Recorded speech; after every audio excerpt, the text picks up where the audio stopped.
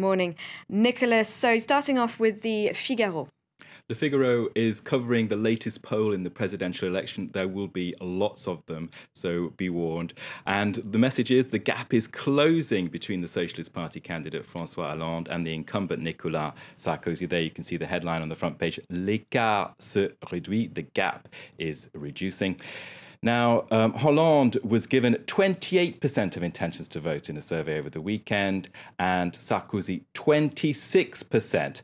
Now, the paper, the right wing, of course, is arguing that UMP, the ruling UMP, has been given a massive morale boost with this. Now, that paper in its editorial is arguing that with 104 days to go, Hollande's letter last week to the nation has not had a positive impact with the French. Now, Le Figaro is asking if Hollande is simply relying on an anti-Sarkozy mood, he should be careful because his message is not getting across at all. That's, of course, according to the right wing paper. Moving on now to Libération. It's looking at a major factor in the campaign, and that's just how many people will be voting for the far right. Well, this is an unknown factor. Of course, there's also always the fear of the 21st of April 2002 when Jean-Marie Le Pen went through to the second round, which shocked the French and the entire world. Now, the headline here in Libération is that 30% of the French do not rule out voting for Marine Le Pen, a picture of Marine there with her dad.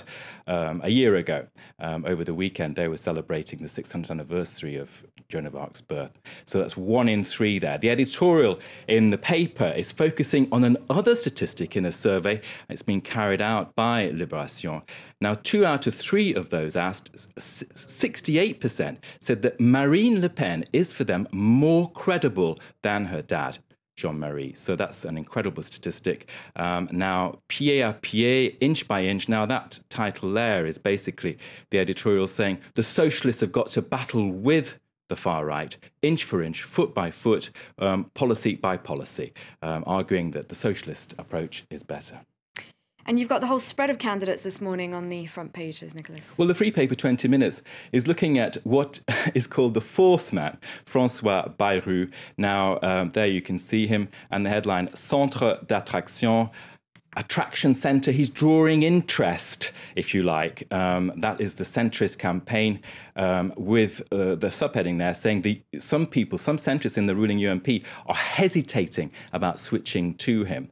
Now, Le Parisien, aujourd'hui en France, which is today in France, a big national paper here in France, is looking at that too, Sarkozy's relationship with Bayrou, and there you can see a headline, Sarkozy fait la cour à Bayrou, which is he's courting him. Now, of course, if Sarkozy does manage to get through to the second round, then of course he will need to rally support around in the centrists. Now, will François Bayrou come into the fold? And the message from the paper there is, well, he's often said that he is not for sale. Je ne suis pas achetable. I'm not for sale. And also, there, Bayrou in that paper is saying that basically, grosso modo, I am in the same political family as François Hollande. So not good news there for Sarkozy, but we'll see how that pans out over the next 104 days, as the papers keep on telling us. What about the business press then? What are they going with this morning? Now, Le Tribune has an editorial describing Nicolas Sarkozy as an artificier. L'artificier de l'Élysée, you can see that there. Now, that basically means the man putting on the fireworks display, a pyrotechnician.